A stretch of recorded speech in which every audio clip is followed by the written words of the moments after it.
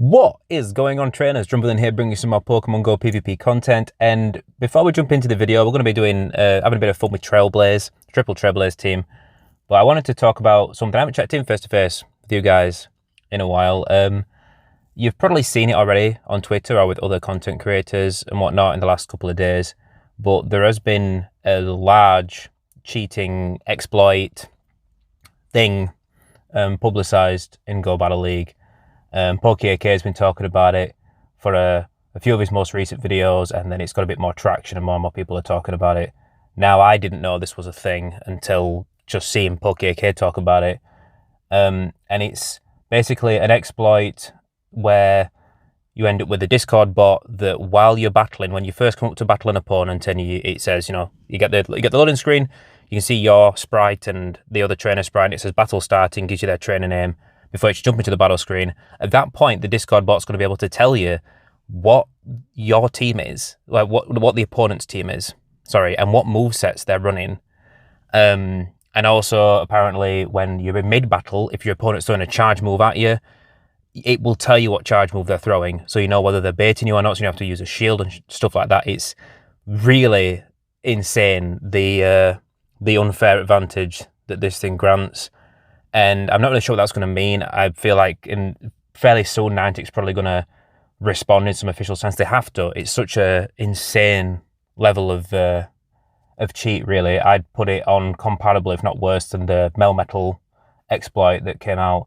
I said it came out a little while ago, well, a couple of years ago now, where you could get mad energy by having two phones in a battle at the same time.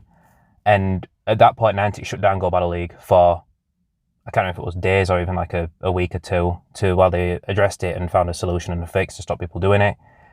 And I feel like they need to do that probably. Yeah, I wouldn't be surprised, at least, if Go Battle League does end up being closed down temporarily while they find a fix for this, because, like I said, the level of advantage that it gives a trainer to not only be able to see the opponent's team, so you know what Pokemon on your team have advantage and how to line things up straight from the start. Also, you know if they're baiting you, you know what they're throwing in charge moves and stuff. It's crazy. So just, if you'd not seen anything about it, I just wanted to briefly touch on it. I definitely do not agree, just in case it's in doubt, I do not agree with cheating in Go Battle League in general. I think cheating in competitive games is the fastest way to kill a competitive scene. For any game in general. Cheaters, when stuff like that is rampant, it just puts so many players off. Like, what's the point in playing? What's the point in competing when other people are just, cheating to win? And it's going to make a lot of people seem sus. Like, one of the bigger things you see content creators doing is, oh, I'm guessing what they've got in the back based on what I'm seeing an opponent's lead is. And that could look like you're cheating now, as if like you've got a program telling you what they've got in the back, and like, oh, look at me, I'm so good at reading a team. When a lot of that is a skill to be able to look at an opponent's lead or maybe the safe swap and then be able to infer what's in the back.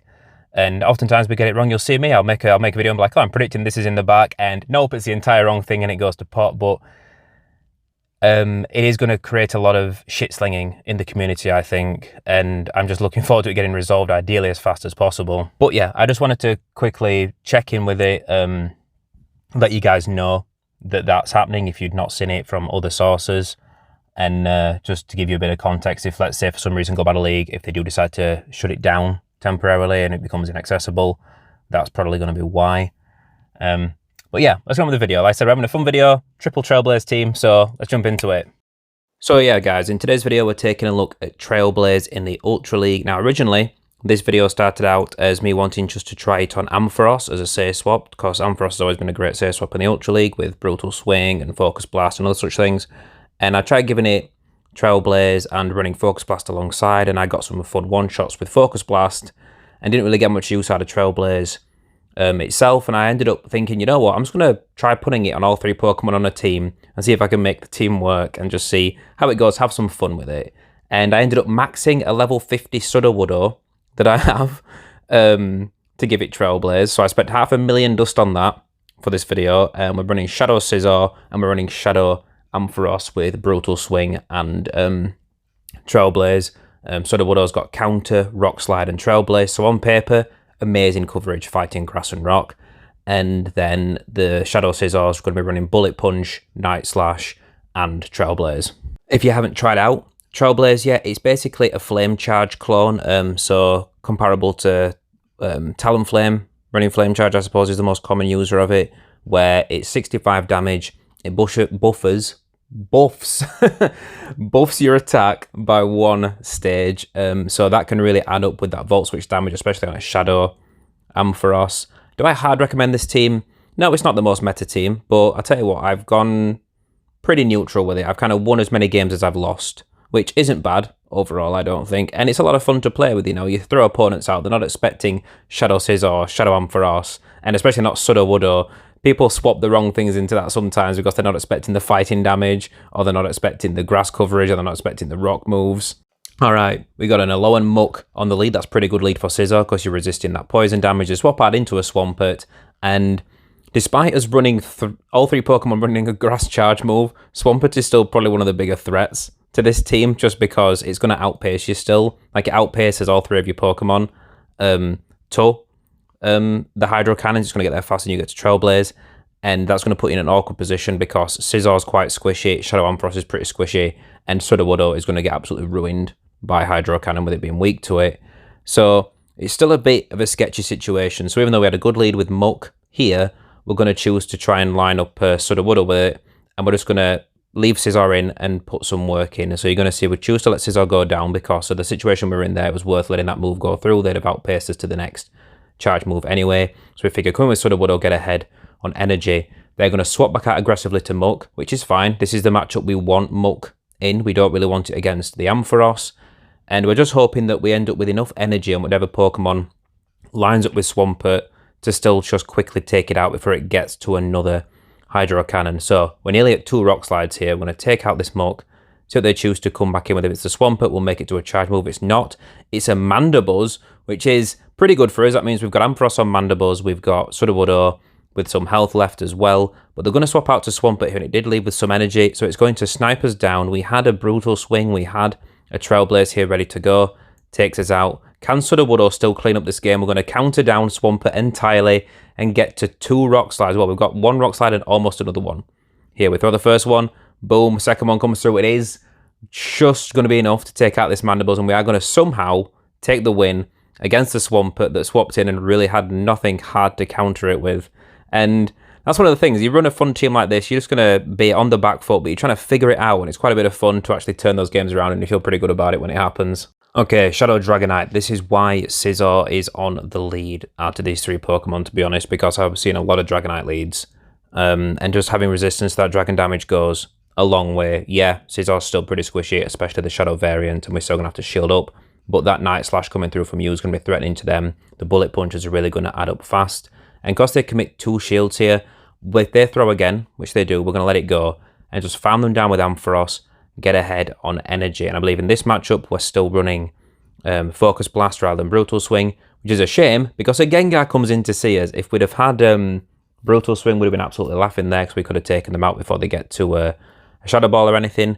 But we swap out quickly into Sudowoodo, which isn't strictly the best play because it puts the Gengar in a bit of an advantage because it can get ahead on energy because it's double resisting those fast moves, and then it dips out into Empoleon. You see the counters are adding up pretty fast, but those waterfalls are adding up pretty fast back.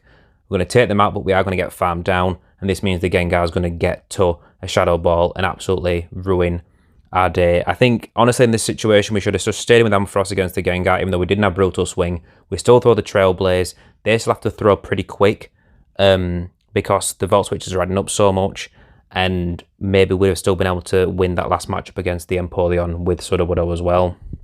Alright, mirror match here. Scizor against Shadow Scizor. We're going to let the first Night Slash go through. We know we can take it, and we don't want to be too liberal with our shields because it's definitely going to... We need the shields, you know. Everything on this team is pretty squishy, so we need to be careful when we use them. They're going to swap out aggressively into a Sylveon, and I'm not particularly sure that this is the right call for them because, yeah, they're going to be able to farm us down, but look at the damage we've done there. We get a shield out of them with the Trailblaze, and we do big fast move damage. So we've done a ton of work here already. We're just with Scizor, And now we're probably going to farm down entirely to rack up energy with Ampharos to ideally deal with whatever's in the back on this team. If the Scizor comes back in, we will take them out with a Brutal Swing. Turns out a Dragonite comes in, they're going to hit us with a Dragon Tail. I think we're going to throw one Brutal Swing here and dip out into Sudowoodo just to pressure them to swap out as well. They do. We should let this go. If it's just Night Slash, it won't do much damage. It's one of the few moves that's definitely not going to pressure Sudowoodo very much. I wasn't sure who won CMP tie, and it turns out Scizor wins CMP tie. That should be obvious when you really think about it, but wasn't to me in the moment. Should have thrown one fast move earlier so we didn't have to spend that last shield. Doesn't matter. Take them out, and we should still make it to a Rockslide. We're not gonna. They throw, and this means their energy dry and means that Ampharos will get one more Brutal Swing off and we'll be able to finish them off, and it's gonna be a GG. Close game, but like I said, I'm just looking for wins and taking enjoyment when I can get them running this team because it is a little bit spicy. Okay, Haxorus lead. How good this is depends whether they're running counter or Dragon Tail. This one's running counter, so it's not as good for us because that means they're going to keep pace with us to the charge moves, and Dragon Tail will be resisted, whereas counter is neutral on our Scizor. So the throw Breaking Swipe, we assumed it was a Breaking Swipe, but it's still going to hit us pretty hard, and we didn't want to get farmed down, so we are going to shield the first one up. This one we're going to let go, and then we're going to come in with Ampharos. It says that we survived the Breaking Swipe to get a Night Slash off, which is very, very nice. They're going to let this through. They don't. Okay, they're giving up both shields. Similar idea to last game. Yes, these Volt Switches are resisted, but Haxorus is pretty squishy. Shadow Ampharos is doing big damage. We're going to farm down entirely and see what we can do against whatever's in the back. So we've got nearly 2 Brutal Swings loaded, 1.5 Trailblazers. We swap out aggressively just to clear the debuff very quickly on Ampharos, just because it's so... we want to make use of that energy fully when we can. We get a Rockslide off on the Scizor, which banks energy. Remember that. And the Empoleon comes in, doing big damage. We're going to do big damage with Trailblaze. We probably should have tried to throw the Brutal Swing straight away to preserve health on Ampharos, because we've already got a ton of energy. We didn't need to get one more Volt Switch off. Doesn't matter. Well, it does matter because this is going to cost us, because the Scizor has energy that it dipped out with. It's going to throw straight away and take us out and take the win.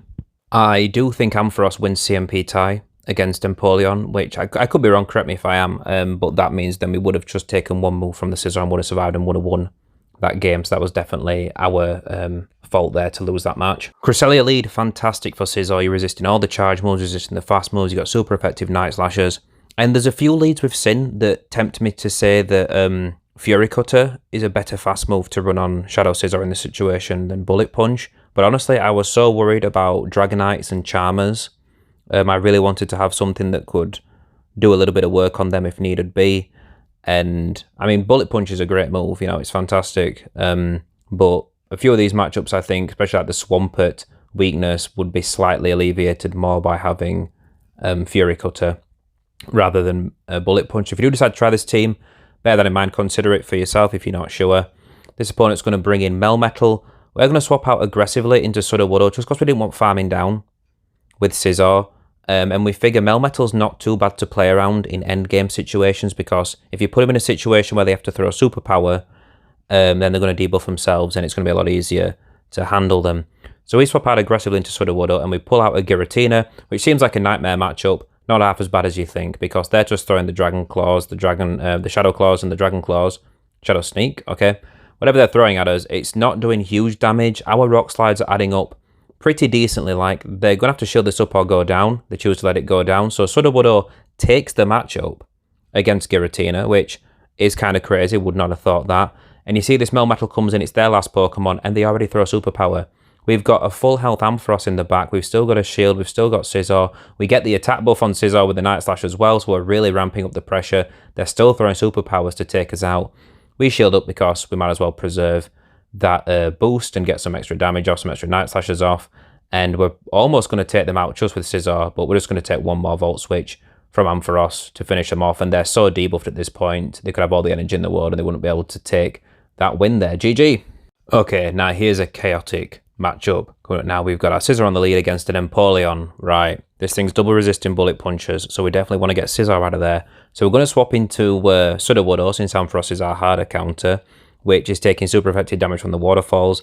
They do dip. They bring in Swampert. They're going to shield up the Trailblaze. Okay. Do we shield up Sudowoodo? Probably not. We're going to let it go, come back in with Scizor, and we're not going to shield Scizor either. We're just going to save everything for Ampharos and hope Ampharos can just sweep this team entirely. We take one Hydro Cannon, does big damage, not an ideal situation, but we get to the max energy we can before we throw the Trailblaze. They're going to shield up again, and now this is a scary situation because Scizor's at risk of being farmed down, so we can't shield that up, and we've just got Ampharos to deal with half health Swampert, 3/4 health Empoleon, and whatever else is in the back. We've got to shield the Hydro Cannon. They come in with Empoleon, they throw a Hydro Cannon as well, so we're giving up power shields. Now it's just, can this energy lead carry us through? We've got almost 100 energy. Throw a Brutal Swing, which might not quite finish them off. It does. We kind of wanted to get one more Volt Switch out of them, and it's a shame we didn't because there's a Typhlosion coming in to see us right now. So we throw the Brutal Swing. We need to throw the next one straight away, which hopefully will just take them out. It's going to be close. We undercharge it, and they get to a move. We were worried about the Swampert. We might have messed that up. We might have been fine against the Swampert. I'm not sure. We really wanted the extra Volt Switch of energy on the Empoleon, so we should have undercharged there and then not undercharged on the Typhlosion, and we might have had a chance at winning that game. Okay, Charizard lead. Scizor hates to see it. We're going to swap out aggressively to Sudowoodo because the rock typing might scare them away. Does, pulls out a Swampert. We're going straight for Trailblaze. Are we going to shield this up? We are, because, like I said, I think Hydro Cannon just one-shots Sudowoodo no matter how much health you've got. It might not at that point just because we're so healthy, but they let the Trailblaze go through. Boom, we take switch advantage. Now we're talking, and we can throw a Rockslide against the Charizard. Give me a shield or Charizard can get one shot out of here as well. They do give it the shield. That's fine. They now respect the Sudowoodo. They know now to be worried about what this fake-ass tree can do. Another Rockslide coming through. Are they going to shield this up, or are they going to let the Charizard go? They're going to shield it up. Okay, right. We've got Ampharos lined up with this thing now. Will Scizor have a good matchup in the back? The opponent surrenders when they see Ampharos, and that's going to be a good game. Honestly, a lot of mistakes that I make with this team end up coming down to not being fully familiar with the Sudowoodo's matchups, because I've never battled against one, I don't think, in Ultra League, and I've never used it before. Pidgeot lead. We're going to swap out to Sudowoodo once again, just because Sudowoodo and Ampharos are resisting all those flying moves. So Scizor doesn't have the worst matchup, but we know we've got better matchups, so might as well try. We swap out, we pull out Stunfisk, and we no-shield an Earthquake. And if you're wondering why we no-shielded an Earthquake, it's because this season Earthquake got a slight nerf, and I figure Stunfisk isn't very attack-weighted, so even though it's super effective, I kind of want to see how much damage it does. Can we survive it? How bad is that going to be? And it really puts us on the back foot, because it does take us out and we get farmed down, and it's not nice. We'd have been better off being one shot, would have been in a better position. There's a Cobalion in the back to meet our Ampharos, and this is not good because we don't have Focus Blast, we don't have Thunder Punch, we're running Trailblaze and Brutal Swing, so it's resisting the charge moves. They're still going to be shielding up, which maybe if they didn't shield up one of these moves, there's a chance we could Volt Switch them down, but the way things are going, they're going to be able to rack up these Sacred Swords because Sacred Sword is incredibly spammy. With that double kick energy generation, like Cobalion is very, very strong. So I think at this point we let it go and actually just basically surrender the match, just to save us all a little bit of time. GG's to the opponent. Like I said, we had to find out how hard the Earthquake hit from Stunfisk, and it did cost us pretty heavily there in that match. Okay, last matchup. What do we got? Scizor on the lead against Conkeldurr, a shiny Conkeldurr, like totally random, but a cool Pokemon. I like Conkeldurr, and it's a shame we don't get to see him more than the Master Premier, really. So shout out to this trainer for giving it a stab. We're just going to stop him with Scizor in this matchup, throw a Trailblaze, let the bullet punches add up, because we do not want to get Sudowoodo near this thing, and we're just going to see what happens here. We are going to get the second shield out of him or take them out because we make it to a Night Slash. I think they underestimated that we would have a slightly faster charge move than the Trailblaze, which we threw first. So same plan as before is what usually happens in these situations. Come in with Ampharos, shield up, get an energy advantage. What's in the back? Can we wipe them out with Trailblaze and or Brutal Swing? So what's going to come in to meet us? Here comes a Cresselia. So we are looking pretty good about this because we've got Brutal Swing. These are going to add up. We can still survive one charge move from this Cresselia pretty comfortably. Future Sight might get us pretty low, but overall not feeling too bad about it now. We are going to take a charge move. Is it going to be a Future Sight? It is not. It's a Grass Knot, that's fine. They might get to another one first. We're going to swap out aggressively to Sudowoodo. We want to get ahead on energy, see what's in the back. And it's a Lapras, which has Surf. Yes, it's super effective, but we got super effective counter, super effective Rock Slide, super effective Trailblaze. So we're going to go for the Rockslide because we know Trailblaze isn't going to one-shot. Rockslide is a more energy-efficient move and it's stab.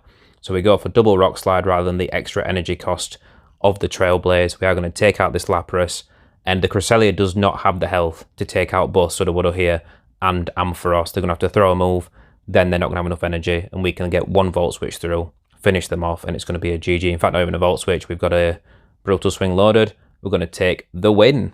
So let me know what you guys think about the team. Trailblaze, Sudowoodo, like one-shotting Swampert with Trailblaze is very, very nice. And obviously, it's nice to give it a bit of redemption, Sudowoodo, because it's got a great moveset, and it's only got better with Trailblaze, but it just doesn't have the stat product, really, to have all that much use. And Rock's a terrible defensive typing in general for PvP.